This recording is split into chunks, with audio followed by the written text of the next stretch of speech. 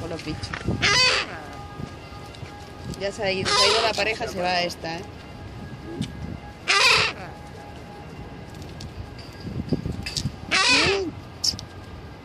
A ver si me pega un picotazo, te hace una...